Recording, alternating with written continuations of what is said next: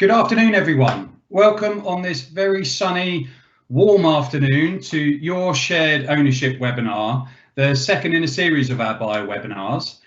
My name is Stuart. I'm from Radian Group and I'll be your host today, so welcome. This is a fantastic opportunity for you to learn more about this very popular scheme and understand how it can help you get your foot onto the home ownership ladder. Firstly, let me tell you a little bit more about who we are. So Radian Group, we are a leading provider of affordable housing across southern England. Last year, we actually completed an exciting new partnership between Radian and Yarlington, another housing provider. We creating a new organisation, and we look after over 38,000 homes across the south and assets, and we have over 79,000 customers.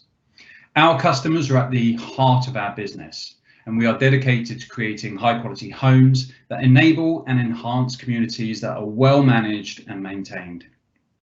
So the webinar today will run for about 45 minutes. During our time together, you will have the opportunity to ask our expert panelists questions about the shared ownership scheme. So please do fire in your questions into the chat bar. We're here today to help you. So the more questions you send in, the more answers we can give you. So we are here for you, dedicated for this time.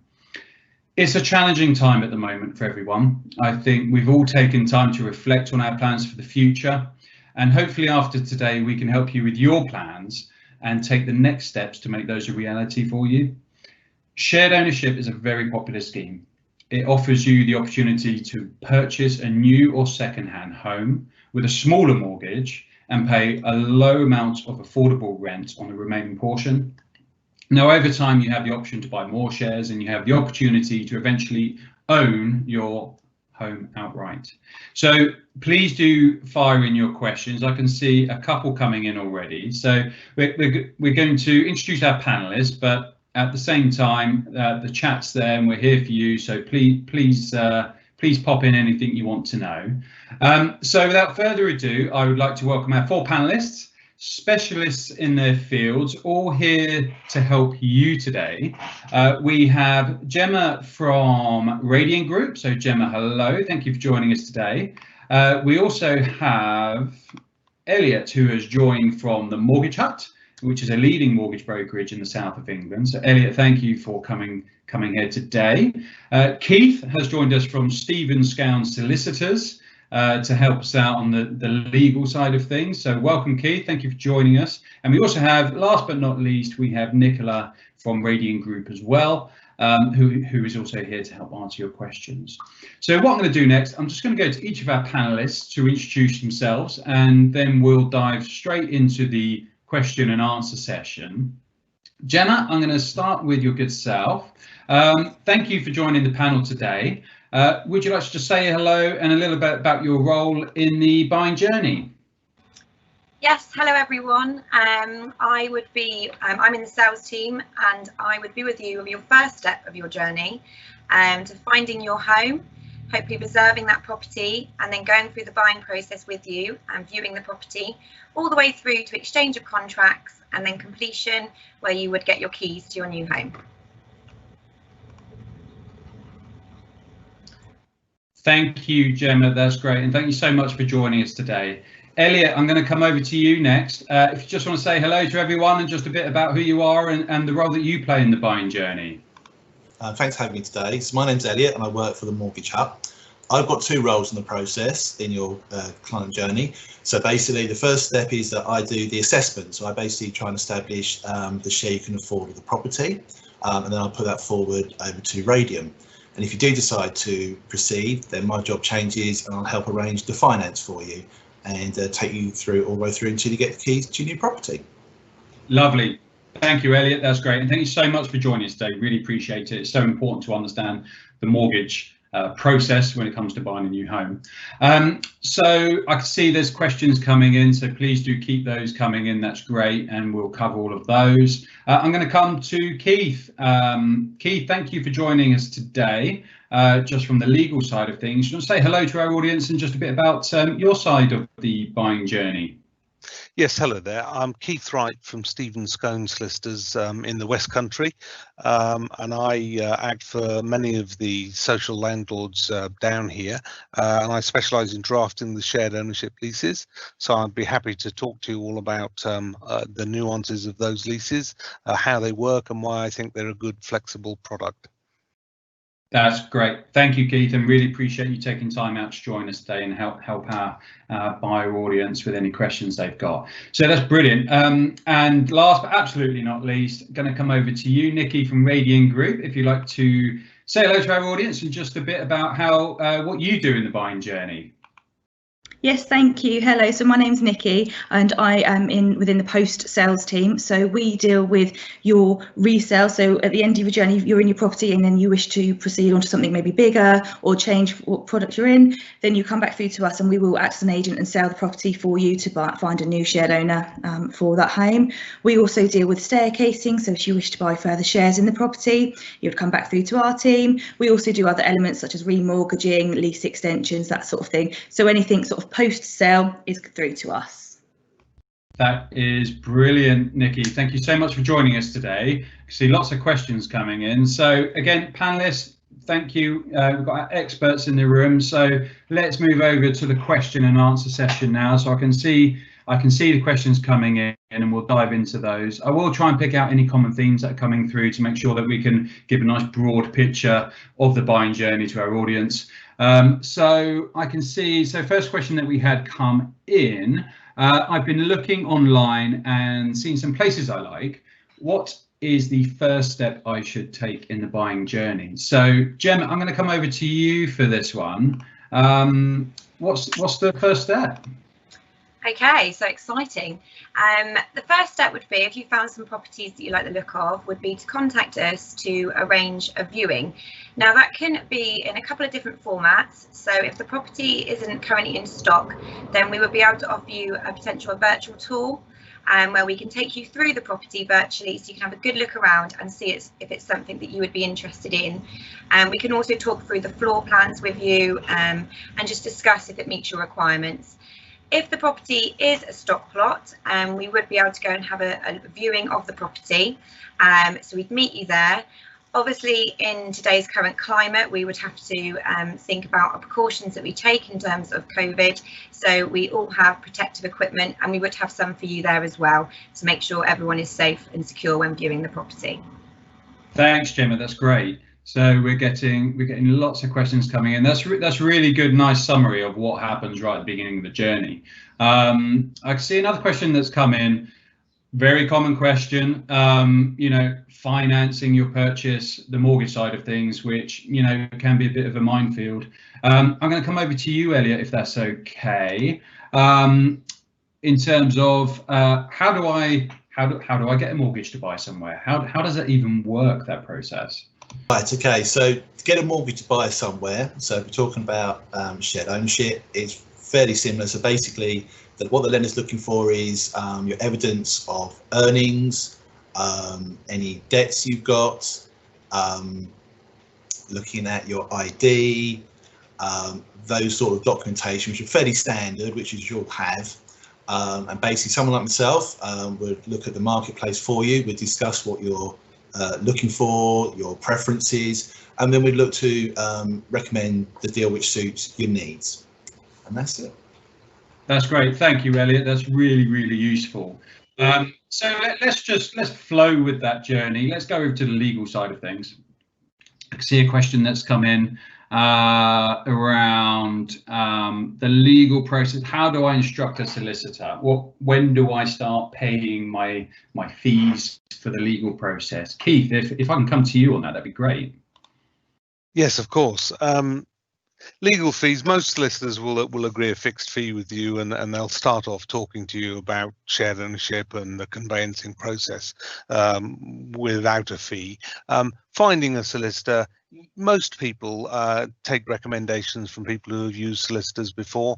It may be that Radian or Yarlington can recommend people because you want to try and find somebody who's used to the shared ownership product. Not that that means that any conveyancer can't do it, but it does mean that they might be able to find the communication with you a little bit easier to explain how the product works and what it means to you in terms of your ownership of the property and your responsibilities for looking after it and your right to staircase up to own more and more of the property over time. Thank you, Keith. That's really useful, Keith. Thank you very much. On the topic of staircasing, there's another question that's come in here. So if you buy resale property, do you need to buy the percentage that the selling party own as a minimum? So Nikki, I'm going to come over to you on this one, if that's okay. If you could help us out with that one, thank you.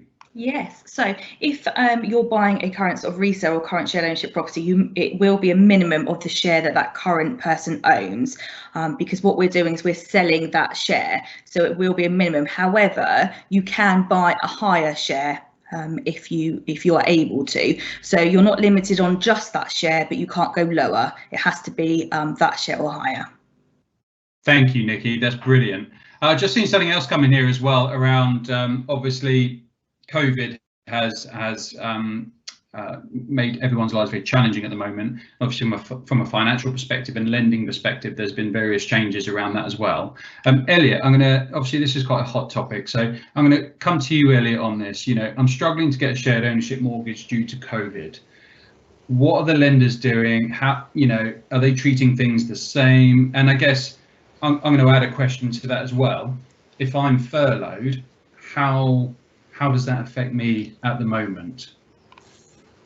Two very good questions with quite long answers, so I'm going to try and be as general as possible with this. So the lenders have reacted to the impact of COVID in a number of ways. Some of them have withdrawn from the market, some are asking for more deposit, and some are asking for more documentation, particularly if you're self-employed. So there's, and also the process is a little bit slower now because of COVID. Obviously, the lenders have to follow the safe distancing rules. Obviously, they're working remotely, so the whole process has slowed down a little bit. But there are still plenty of lenders out there lending. So as long as, and this is true, as long as you fit their criteria, there will be a lender out there for you. Regard to being furloughed, this is constantly changing, and if you asked me this question 2 weeks ago, it'd be a slightly different answer, and next week again it'd be a slightly different answer as well. The lenders are constantly changing their attitudes, people being on furlough, because obviously once they start getting cases in, they can actually sort of see the effects on their business. But I'd say the general answer is that if you're being furloughed, some lenders will use your 80% furlough. Some lenders will only allow you to go to offer once you've got your return to work letter. And there are a few who will actually allow you to work just on your 80% furlough mark. Okay, hope that helps. That is great, Elliot. Thank you so much, because I know that is such a hot topic and on a lot of people's minds at the moment, you know, and that affects, you know, people's ability to be able to buy. You know, we are in more challenging times, but, you know, equally, there are lots of people that have had that time to reflect and hopefully want to make that next step. I've got a question which I'm just going to sort of throw in as well, along with the questions that's coming in. So in terms of if I was a buyer, and I've got, you know, some people might have some reservations around the specification that you might get in a shared ownership property in terms of the quality of finish, etc., etc. Gemma, I'm going to come to you on this. If you could just try and sort of alleviate some of those concerns in terms of a shared ownership property, who delivers them and how they're built, and what kind of specification that we offer to our buyers. Yeah, so with our properties, they all have to go through quite a rigorous process, and they are checked at every element of the build process to make sure they're built to a certain standard. And when they're finalised, they are signed off to say they are a habitable home. The actual specification we put in our properties is a really good specification for people to start their home journey in, I suppose. Most of them come with flooring, they have integrated ovens and hobs and hoods, spaces for other appliances. They are a good specification, to the point where on the day you get your keys, you could quite happily move into that home, put your furniture in there and start living, and not have to worry about any issues or problems that you're going to find, and be quite comfortable in that property. Thank you, Gemma.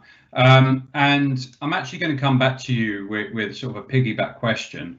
In terms of how long it takes to actually move into your property, how does that work? Are the properties already now? Are they in the future? How long could it take for me to move into my new home? It is all quite property specific. So it depends if the property is what we call a stock plot, which is a plot that we already have the keys for, or if it's currently being built.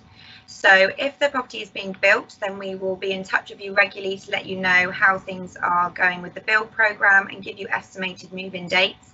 If the property is in stock, then it is something that can be done relatively quickly. Obviously, you have to go through the process of getting your mortgage, and the solicitors and legals have to be done correctly. And we're looking at about four to 6 weeks on those. So if the property is in stock, then you could easily be looking to exchange contracts between 4 to 6 weeks and then getting the keys very shortly afterwards. If it is being built, then obviously that will change, but we will be in touch with you constantly, giving you updates on when you would be looking to get the keys. Thank you, Gemma. So that's brilliant. You know, we've got that full end-to-end picture, how long that can take in terms of the programme. Keith, I'm just going to sort of ride on that question as well in terms of the legal process. Any stumbling blocks that could come up around the legal process that might delay matters? Can you give us sort of any insight into that, and how we could overcome some of the common obstacles? The 4 to 6 week period that Gemma mentioned is quite right. The shared ownership product is institutionally recognised, and there shouldn't be any difficulties with the conveyancing process, because all the documentation is standard. The mortgage needs to come through, and the mortgage needs to be approved by the housing association. But it's all a relatively streamlined process. So you're looking at if the property is already built and ready to be occupied, then with everybody willing to do so and the mortgage monies being available, you could be looking at a period of 2 to 3 weeks. If you're at the very beginning of the process and you find the house that you want, but you haven't got your mortgage lined up yet, then you're probably going to end up looking at 4 to 6 weeks. But most of the properties that we sell, they're properties that are in the process of being built, and we'll exchange contracts before the properties have actually been finished. So then you'll be going back to the likes of Gemma to get your regular updates as to when the build process is likely to be finished. Thank you, Keith. And I'm going to stay with you, Keith, because I see Emma, you popped a question in the chat. Thank you. Is it important that your solicitor is familiar with shared ownership? Obviously, there's many legal representatives that you can use to help facilitate your purchase. But how important is it that you use a solicitor that really understands the bones of the scheme? I'm going to come back to you, Keith, if that's okay. Yes, of course. It's a very good question. Any conveyancing solicitor can deal with shared ownership and the shared ownership product. It's obviously going to be easier for them to explain it to you if they understand it fully themselves. So it's really a question of communication and how well the solicitor understands the product, because then it will be something that he can explain to you in a way that you're much more likely to understand. I always find that if ask a question on a subject I know a lot about, I find that the reaction from my client is that one that I can pass on the knowledge that I've got onto them very easily. So from that point of view, it is useful to have somebody who is familiar with it, but it's by no means necessary. I think the key is to make sure that you're happy with the person you're using, because it's you know, the acquisition of this is going to be your home. It's going to be probably the major acquisition that you do in your life. So you really want somebody that you can speak to and can really understand and explain to you what it is that you're buying and how the product works. So there is a considerable benefit if the solicitor is familiar with the product, but it's by no means essential. Thank you, Keith. That's really, really helpful. So I can see a couple of questions that come in and around, and I know that this is quite a common theme that we get a lot of buyers asking. With shared ownership, obviously you're a shared owner, so there might be some limitations as to what you might be able to do to that property. Can I put a shed in, or can I redecorate, that sort of thing? So I think if I could come to you, Nikki, just to sort of run through some of the common limitations, or if there isn't, and just to share that with our audience, that'd be great. Yes, that's fine. So with regards to sort of home improvements, you will need permission for certain work. So anything such as an extension or knocking down walls, anything majorly, structural, will need permission for. General redecoration, you won't need permission for those works. We will send out surveyors just to have a look at the work, make sure it's all done to building regulations, just to sort of double check it. But it's also worth sort of noting as well that if you are to do the home improvements and you have our formal consent, then there can be times when you were to staircase, for example, when that you would get the benefit of that if it changed the value or increased the value of your property in any way. So we always say to you, always come through to us in the first instance, because we will double check and confirm with you, one, if permission's needed, and two, we will then process that permission for you. Thank you very much. I think that's a really useful summary for our buyers, because it is a very common question. So hopefully that will really be quite useful. Elliot, I'm going to come over to you on the mortgage side of things. Something that I know comes up a lot is if I've got bad credit. If I've got a CCJ, or I've missed a couple of payments on some credit cards, can I still get a mortgage or not? Are there any restrictions there? If we could just have some insight on that, that'd be great. Okay, right. So thank you for that question. It's a very, very good question. Another good one. Anybody who's got a history of adverse credit, you need to let the broker know straight away, and it's best to have an up-to-date credit file like Equifax, so that the broker can actually see what's recorded against your name, because the lender's looking at what's been recorded, when it happened, the amount, and what you did about it, and the reason why it happened, and all those factors will feed into the broker and help them decide if that your circumstances will allow you to be placed with a lender. Now, at the moment, with COVID, lenders are a little bit more nervous. So if you have got adverse, it might be a little bit more difficult to place you. But if it's historic and it's shown as settled on your file, then that might be something which we would be able to place you with. I hope that helps. It does, Elliot. Thank you so much, because I know that is, that can be a common concern for people looking to make the move, but concerned that if there is a bit of bad credit there, whether they can go along the journey or not. Gemma, I'm going to come over to you just quickly. Obviously with COVID, and I know you alluded to it earlier when you said hello to our buyer audience around sort of steps that we put in place at the moment to obviously from a health and safety perspective, which is absolutely key, that we protect our customers and our colleagues as well within the organisation. But in terms of how we're doing things a bit differently to engage with our buyers, or virtually launches or viewings, What we're doing around that, and how can our buyers engage with us in a slightly different way as we emerge into our new normal? Okay, so things have changed obviously, and we've had to change and adapt our processes to go along with that. You're absolutely right in terms of virtually, buyers can contact us and we can offer them virtual tours, like I've said before, and we can do things on a much more virtual basis. So we can, if a buyer wants to speak face to face, then we can do it over this sort of medium. We have also changed the processes in terms of when we do viewings. If we're carrying out physical viewings, we would meet them at the property, but we would stand, obviously, make sure we're social distancing. We would open the door for them, but we'd let them go in and complete the viewing without us, if that makes sense. They could go and have a look around the property. We wouldn't be inside the property with them, but we would be there when they came out, and then they can ask us any questions that they needed to ask in a socially distanced environment. We'd also provide the correct PPE, so masks, gloves. They wouldn't need to provide their own. We do have our own that we can provide. And we make sure all the surfaces are wiped down before and after the viewing is conducted.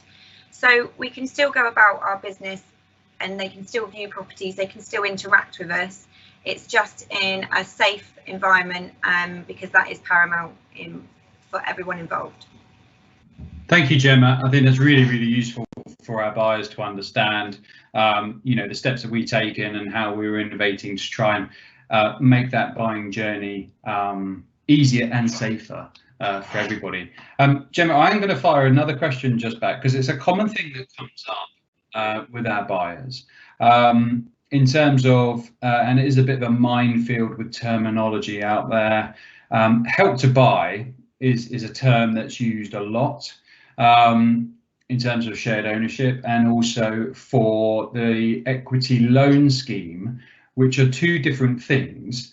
I think it'd be quite useful for our audience if we could just explain a bit about the differences of what those two schemes are and how they work. Yeah, absolutely. It can be quite confusing for buyers. So to try and keep it quite broad and a way that you'd understand, the Help to Buy scheme is a government-backed scheme which enables purchasers to buy a new build property with help of an equity loan, also known as shared equity. So the government provides a loan of up to 20%. In London it's 40%, I believe, and the purchaser only has to raise a 5% deposit. So they have to get a 75% mortgage to purchase that property. With shared ownership, it is different, because you would usually purchase anywhere between 25% and 75% of the total market value, and it very much depends on what you can afford. You get a mortgage on the share that you're purchasing rather than the whole amount, and you pay a below market rent on the remainder of the property or the unacquired equity. So they are different schemes, and they both fit a purpose, but they work quite differently. That's brilliant, Gemma. Thank you so much. So we've had a really good range of questions coming in on the live Q&A. So I want to pass my sincere thanks to everybody who's participated and joined us today. I hope you found it really useful. There's been a broad range of topics that we've had. Hopefully from our panel experts, we've managed to cover all the key themes around the steps in the buyer journey for you to go in and digest and have a think about how shared ownership could work for you in your home ownership journey. So thank you everyone for your contribution today. There have been some great questions. I hope the information that we've shared will go a long way in helping you plan for your future. There is further contact information and many useful guides, which I highly recommend. They can be found on our websites. We've got radianhomes.co.uk for the South and South East area, and we've also got our partner organisations website, yarlingtonhomes.co.uk, for homes in the southwest of England. Please follow us on Twitter at Radian Homes and Yarlington at Yarlington Homes for updates. I want to sincerely thank everyone for joining us today, and especially to our panel as well. Thank you so much for taking time out. to help us answer those questions for our buyers. I hope you found it informative and useful. It's a very warm afternoon, so have a very pleasant sunny afternoon, everybody, and we hope to speak to you very soon. Thank you again, and take care and stay safe.